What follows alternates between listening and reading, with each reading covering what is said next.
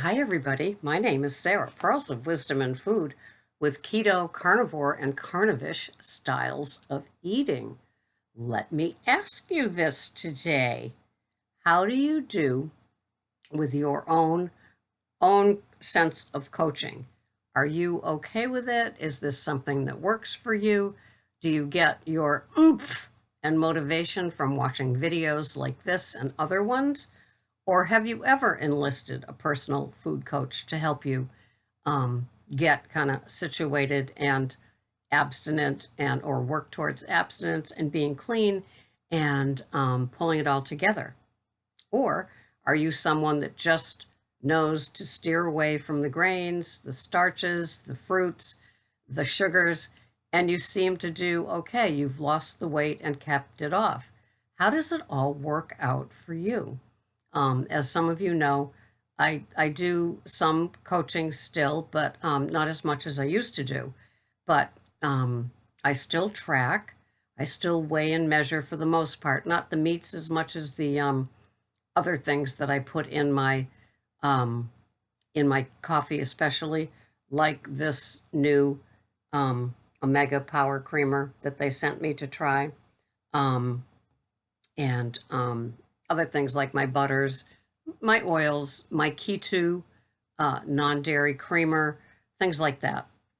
Um, so I usually weigh and measure those, but I've gotten not sloppy, but my chronometer is more of a weekly menu, what foods I'm having when. And so I know what to take out of the freezer, or if I've had a good meat grocery haul, how I handle it all. And Greg has done the switch over to mostly beef. We'll have pork every now and then, but yeah, he's kind of done with chicken too. So I was kind of surprised at that because he's one that gets bored 2 days in a row with something. So now it's just two different cuts of meat. Like I'll have that burger, my messy burger. Then the next day it will be like steak tips. I got some great steak tips at Whole Foods. Then I'll switch over to like a ribeye that I got from BJ's. Then I'll switch back to that um, great cut of meat that is this long Spanish or Portuguese name that's wonderful with the letter C, and this is like a fat cap on it. Oh, so good. I think it's probably sirloin. The grain looks like a sirloin.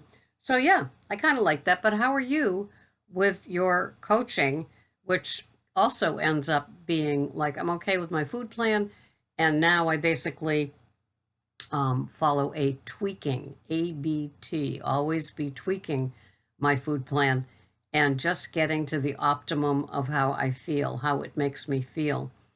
I do one meal a day, and we usually eat between 2 and 3 in the afternoon. We begin early. Today I got up at 2:15. I made my fathead pizza crust, which is now down to 1/3 of a cup of almond flour, cream cheese, mozzarella, and eggs.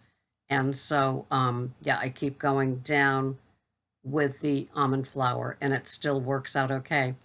And today I tried to do the flipping over of the crust to make it brown on both sides, and it kind of got a little messy, but it worked. And I think that I will work on.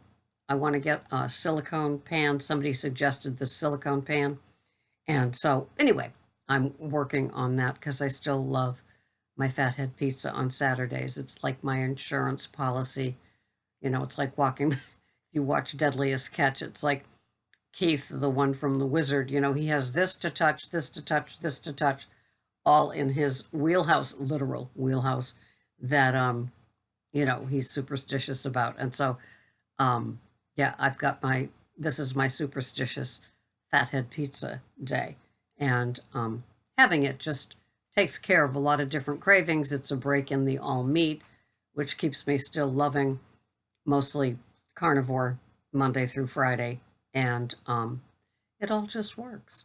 And so, as far as coaching yourself goes, for some of us, it we know what we're supposed to do because we're probably older people watching this. And so we've done it for so long that we know. It's just that sometimes we need to be accountable to somebody else. And it helps with being accountable to ourselves to be accountable to somebody else. And sometimes, we do that. Sometimes people will email me things privately, and yeah, it's just what works for you. Um, for me, I would always suggest that the tracking is important, the weighing and measuring is important to get a general sense of what works for yourself. And if you're, wow, I feel something nibbling at my shin. Um, so sometimes we find that we can get a little bit shaky if we're around people that have the standard American diet, people that don't pay a lot of attention to what they're putting in their mouths. And so it's good for us to have our little world of safe and sound and yeah, safe and sound, and we know what we're going to have. And so we're not kind of pulled into, well, I can just do this once. Not a good idea. At least it's not for me. Even down to the place where, there are days that I have a slice of cheese on my eggs or like the messy burger, and then times that I don't. And it's just saving 8 to 14 grams of fat. How many grams of fat are in that slice? And other times it's just a little too much, so I just kind of steer away from it. But it's kind of figuring out your own way with that, unless you do have some sort of coach or accountability. A lot of people do the little games or little challenges that people have, and that works for them as well. Um, and good for them. I see a lot of people post some pretty dynamite recipes for mostly, it's more carnivore. I mean, excuse me, keto and food plants because they've got things in them. But then again, I've seen some very carnivore type casseroles and things like that, and I have that. Um, I make that with the big chunks of burger and sweet Italian sausage with a little Rouse, like 2 tablespoons of Rouse pizza sauce, because it's the lowest carb, and then some cheese on top. I'll be making that soon because the grass-fed burger is uh, 3 pounds for $12, so $4 a pound this week at Stat Market, don't you know? Which is also Albertsons, I guess. And so yeah. I just find that it's a great reference for me to go back to that. And I guess that helps with my accountability. So, like when I open up that package, that 1 pound package of the burger, I'll get 8 ounces and Greg will get eight. So I'll brown it. And then in our little dishes, he probably has more sweet Italian sausage than I do. Um, and then he definitely has more sauce and more cheese than I do. But it all just works. And so I'm just wondering what keeps you coached, self-coached, or do you have a buddy system with somebody? How does it all play out for you? I pretty much do my OMAD recording and shoot it up there to show what I'm having in a day. With the OMAD, I love it because I get to have that one meal, and it's a nice, abundant meal. I push away from the table. I've been doing it long enough now, so I eat what's on my plate, which is that 7-inch Fiesta plate, and I find it satiating, and I don't look back. I immediately begin my dental hygiene routine, which, as a lot of you know, has always been my "you're done, girly."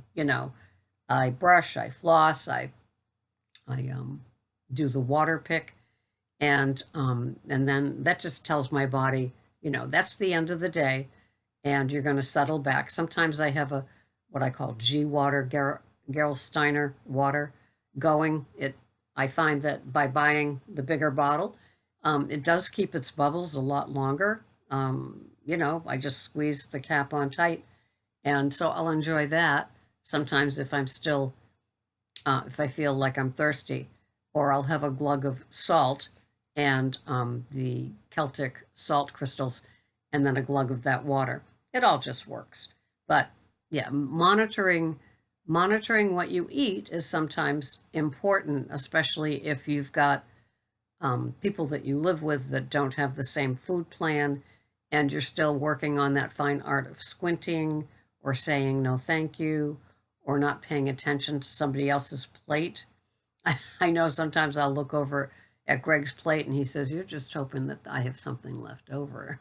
It's like, yeah, sometimes.